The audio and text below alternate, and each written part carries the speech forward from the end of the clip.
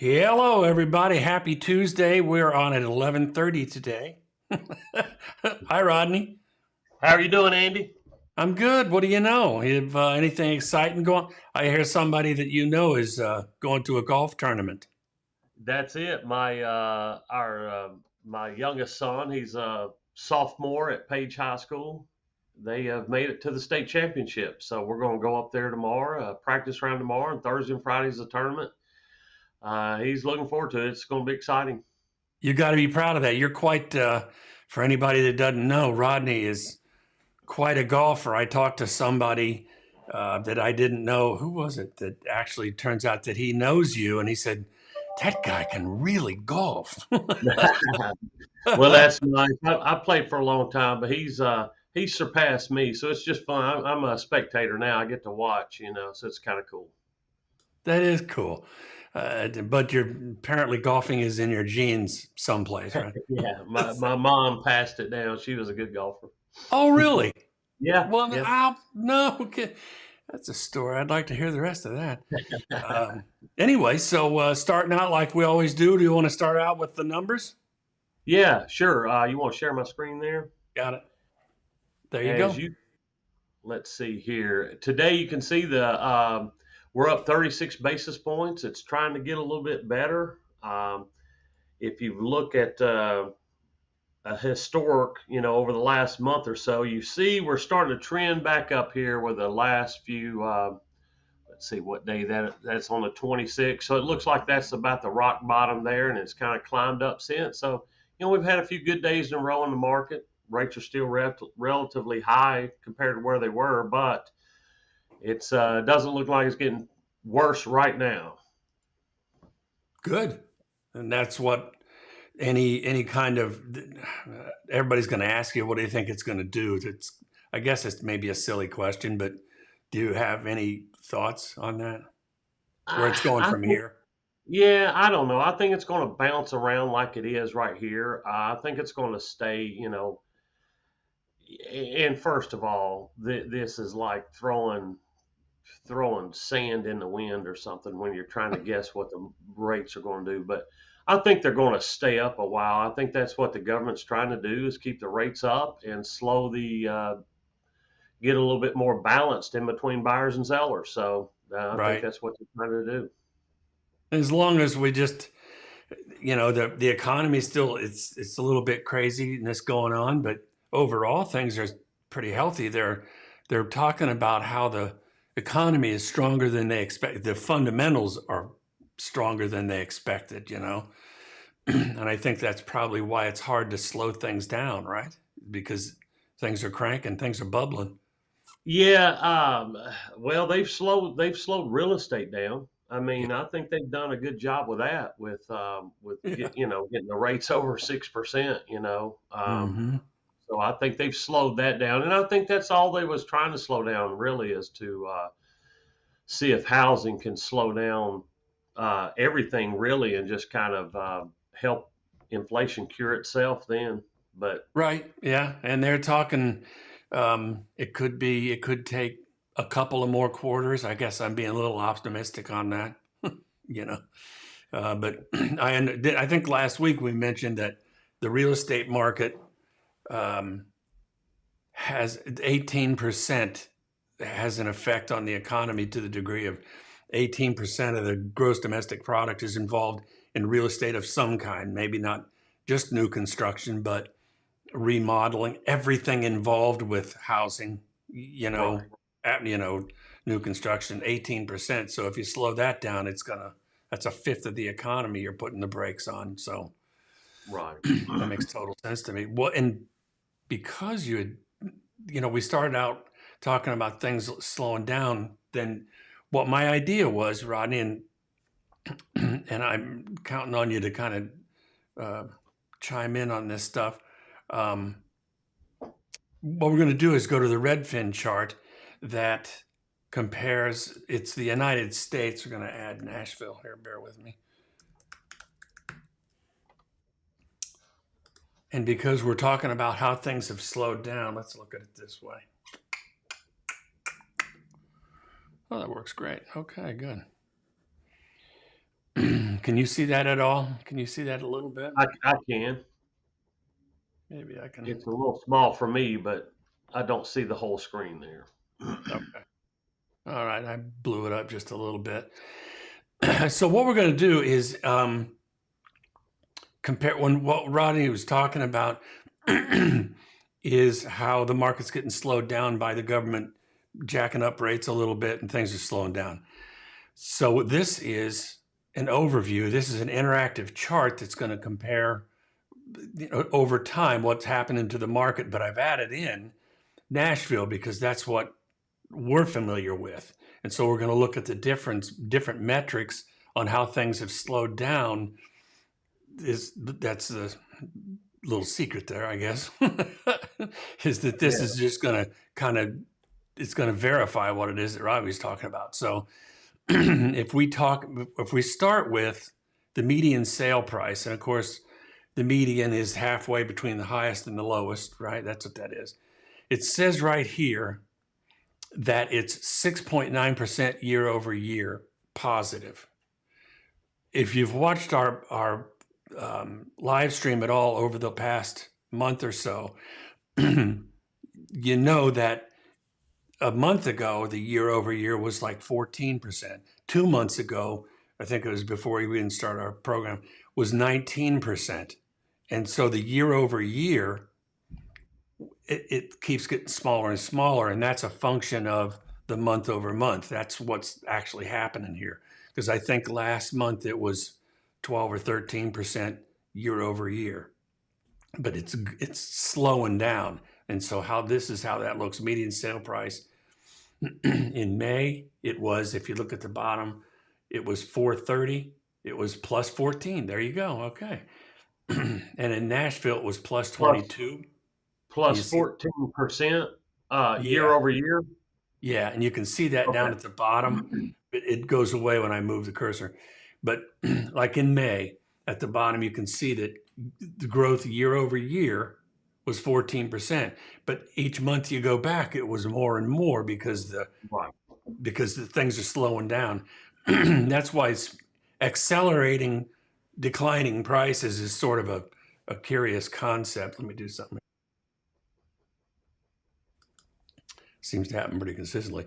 But anyway, so if we move over here to what's going on in August, and that's the most recent data that we have.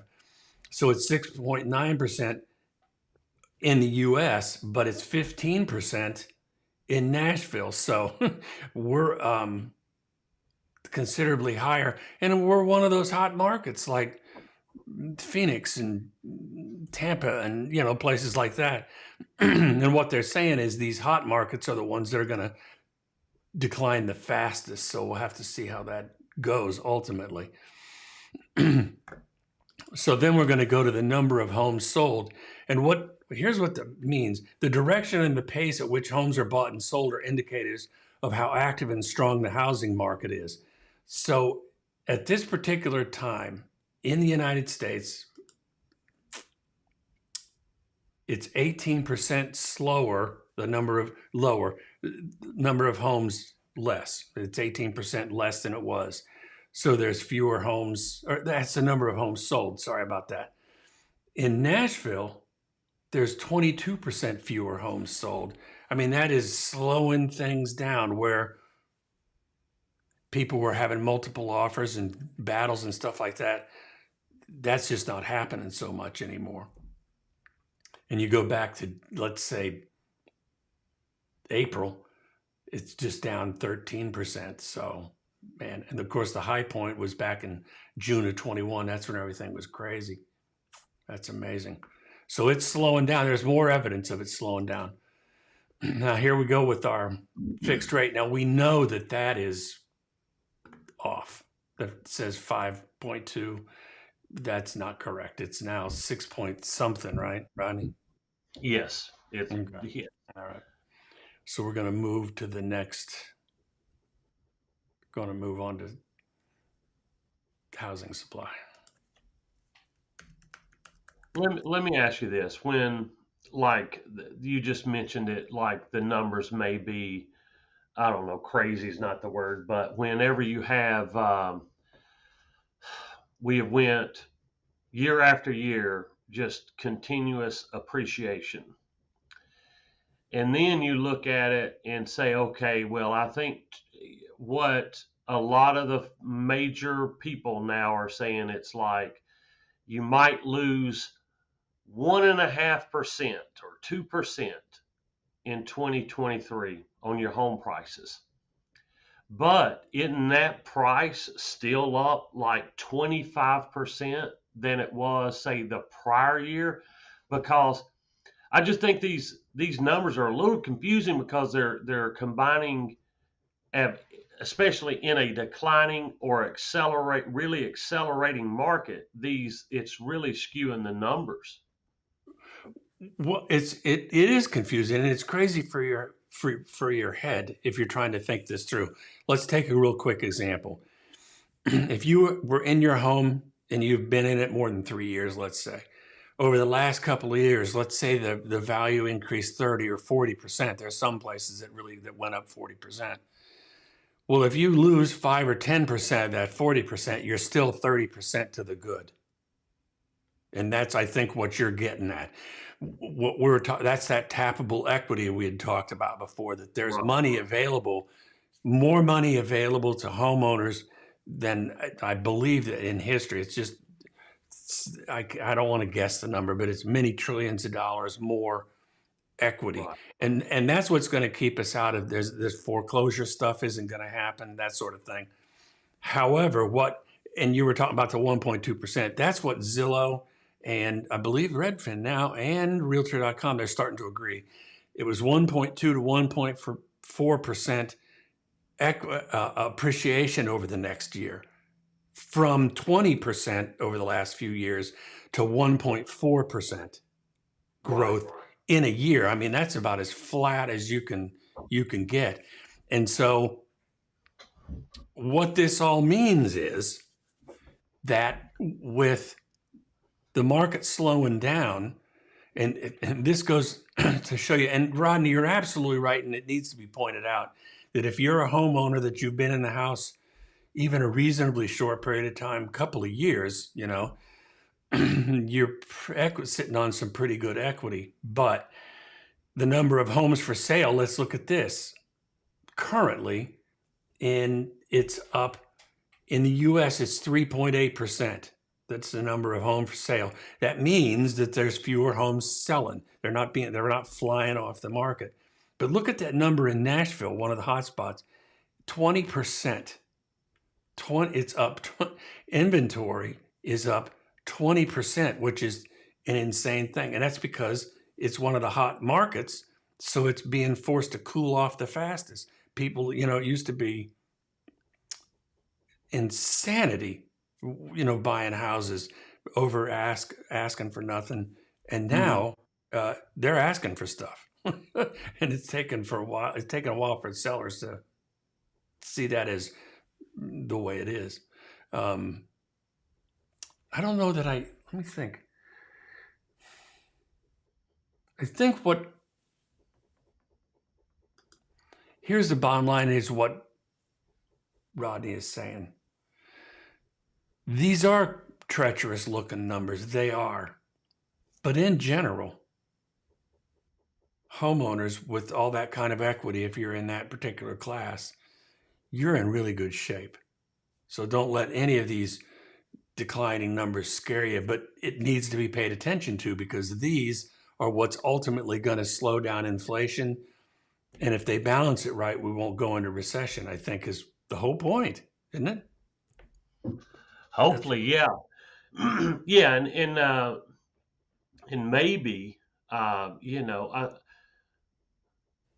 look at it like, okay, well, if your house was 500,000 in 2019, say, right, and it went up, and in June of 21, let's say it was worth 800,000. right. So what we're saying is, even though it's a decline over decline over decline, that decline has gone from a plus 23 to a plus 21, a plus 19, all the way down to where we're to where we're not making or just losing a little bit of equity right now. That's right. And that's the whole point. And that's why, and you've been hearing, I've been reading a lot of economists in the last couple of months. What they're talking about is how the market condition can be hidden between the year over year increase. So if you look at, we were talking about 6%, last month it was 12%. That looks really good versus what's being published. It was published the other day. It was an actual decline of 0.8% month over month. And that's why you can look at that year over year and feel pretty good, which is where you're coming from, I think. Because the year over year that's basically your equity gain, right? Yeah.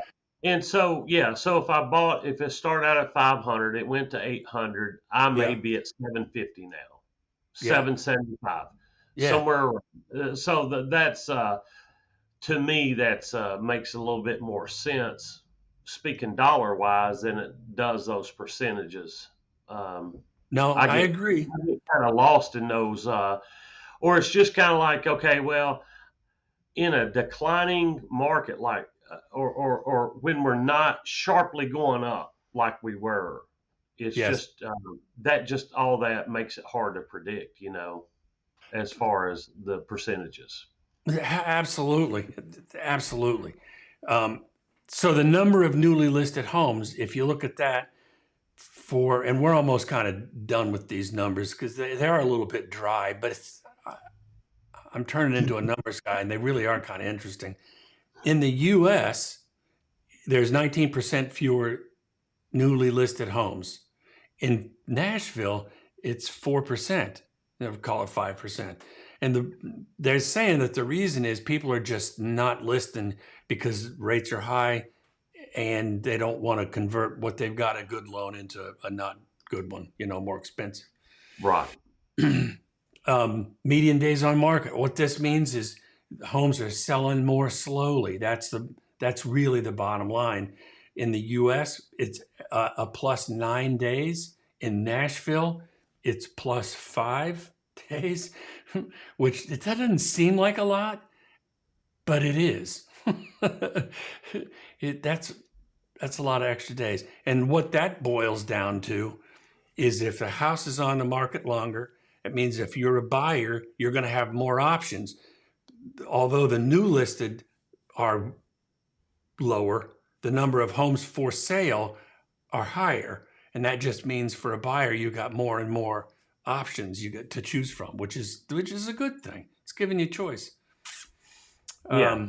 Well, I think that is one of the factors that the government has raised our rates is to get a more balance between the buyers and sellers. Yeah. And I think that probably that's the goal. I don't know that that's their specific goal because he doesn't have that kind of control. But there is talk about a balanced market coming around in the early part of next year. What can be frustrating about real estate, at least for me, is how slowly it moves. Even though these numbers seem to be moving pretty quick, we're almost to November, and that's when we're looking at all these changes. So real estate changes really slowly. The month's supply. So in the US, it's up 0. It looks to be flat. It's +1 in Nashville, the supply of homes. That's really interesting. And so I think it's really the last one to look at. And if you're not a numbers person, when you're watching this, it's kind of dry. I get it. But still, I got a lot of respect for Redfin and the data that they keep. They really are helpful for us. So let's look at this. Okay. So here we're talking about the housing demand, and this is going to work its way into how many houses are on the market and they're not selling. This is going to tell us what's going on. So the homes sold above list price is 14% less than it was last year. That's pretty amazing. That means people are negotiating now. They're negotiating for their prices getting closing costs, they're getting title expenses, whatever. They're definitely getting their inspections, that kind of thing. But homes sold above listing price, nearly 20% less in Nashville and 15% less in the country. That's pretty good. Meaning it's pretty evident that things are slowing down. And here's one. This is an interesting one. In the U.S., the number of homes with price drops is up 9% year over year, and it's up 6% in Nashville. And all that is home sellers trying to figure out, and agents trying to figure out what the right price is, because they're used to astronomical prices. So the next one is, and I know this is kind of dry. Hey, Ange. Good morning to you. What city do you live in? Nah, we're too late for that. The sale to list price is 99.9, and that's pretty close. So that's going to stay the same. Just one other thing I wanted to chat about, and we're almost done. Kind of a quick one today. Was we're talking about migration. Do you remember not so long ago, Rodney, when people were saying, don't California my Tennessee, all that kind of stuff? Yeah, oh, 100%. Yeah, it's yeah, I mean that I think that what California had the first time they had a decrease in population, like in the Yeah, last census or something. yeah. Here's where, so what we're talking about is on this one, how much, now this is just home searches, like thinking about moving to other states. 8,000 people were searching for it. So this doesn't translate into anything other than interest, really, is what that boils Yeah. down to. But in 21, because people here in Tennessee, you get some people that think, I mean, they're acting like we're being invaded by people from other states. It's not that bad. It was like 30,000 people into the whole state for the year. But if you look at the top states moved into in 2021, number one, Vermont. Who would have thought that? And then South Dakota, South Carolina, West Virginia, and looks like Tennessee is what, 3, 6, 7? It's 7th on the list. All right, are those percentages again? Are those actual people? Like, did You Vermont know, did they have the most people, or is that just the highest percentage the per highest, capita? those are the percentages, and I haven't been able to figure out what that percentage means. I'm wondering if, like,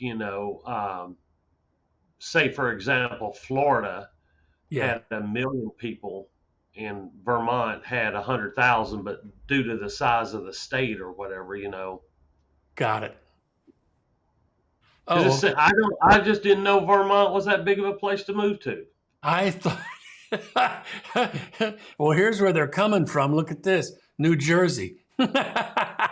This is the outbound. Yeah. If you're from New Jersey, I love New Jersey, but it's just close proximity, I think, to Vermont. Isn't that right? I think so. I think so. It's up in that Um, corner of the country. yeah. I think it's close, but But that's where people were moving away from. And you kept hearing about, California is losing population, and they kind of are. But they were fifth on 1, 2, 3, 4, 5, fifth on the list of people moving away from California. But I don't know how the balance of that is. Bottom line is what I'm saying is that there weren't all that many people that moved here. It wasn't an invasion like some people were characterizing that. It's amazing. So here was the kind of the last thing I wanted to and I think that this probably blends nicely to where Rodney was coming from. And this is the cost of waiting. Now, nobody's trying to sell you on buying a house. Nobody's trying to do that. But there is two sides of every coin. And what this article is basically saying is, even though mortgage rates are high, prices are definitely dropping. Then that's what that whole spiel that I gave a minute ago, that's the whole reason for that, is to show you how things are slowing down. And if you're a buyer, keep a wary eye on the market. I'll bet you if you're looking at a house, the price will probably go down wherever it is. But what they were talking about in this is that the rise in mortgage rates and the resulting decrease in purchasing power may leave you wondering. You may be waiting for rates to go down, but if you're in a rental situation, what the whole point of this particular article is, if you're renting, I guarantee you the prices are going to go up every year. That's going to be, so all things being equal, renting might be more expensive in the long run. So that was the whole point of their cost of waiting idea on that. Do you have any thoughts on that, Rodney? Yeah, I 100% agree. It's I'll add that if you I'm a big believer in if you find the house that your family loves is perfect for you. Um, there's immediately is the only time to buy that house, in my opinion.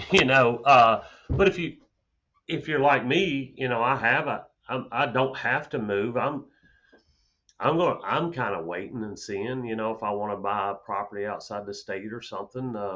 Yeah. Seeing what property values are doing. So I think it's prudent to do that. But on the flip side, if I found something, I'm not going to let the rate stop me from doing it. But I'm sure not going to go out and I'm just not going to do it if I don't have to. But if I found Right. something, I'd do it.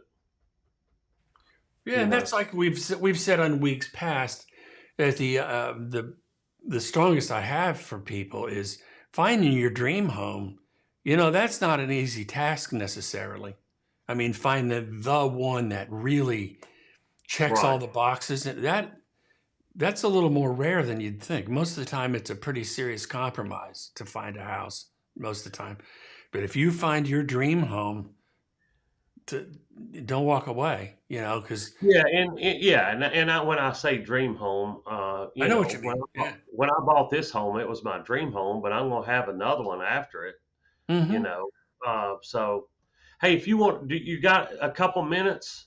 Oh yeah, I've got an appreciation calculator. If you want to share my screen, I do. Hang on. um, we can throw some numbers in here. Perfect. Let's see here. We'll do I guess Nashville um, or Davidson County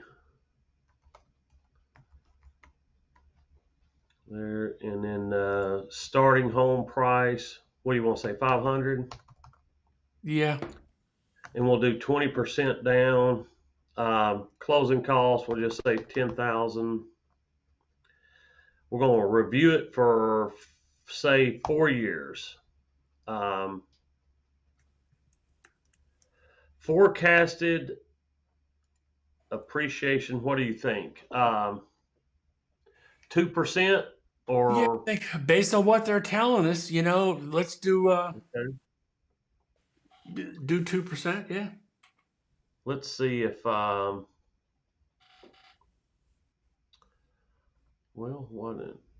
let's see. Well, let's see here. Forecast. Well, there you go. County appreciation at 2%. Year 4, is that saying we'd be worth 541? That is. That's pretty good. So And that 31 after closing cost.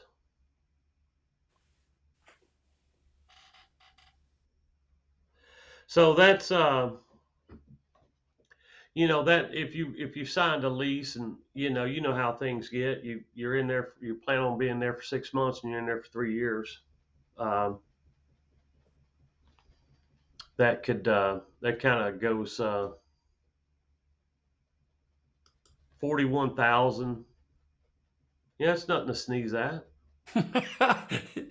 And imagine if their predictions were wrong and it wasn't 1.4 or 2%. That what if it was 3? I guess as we leave the show today, Rodney, you make a really good point, and I'm really glad that we do this together because you do rein me in quite a bit. Is that as challenging as the market is right now with what's going on, and real estate's really kind of taking a beating, it's still really, the fundamentals are healthy, meaning there's a lot of equity out there for people to hang on to.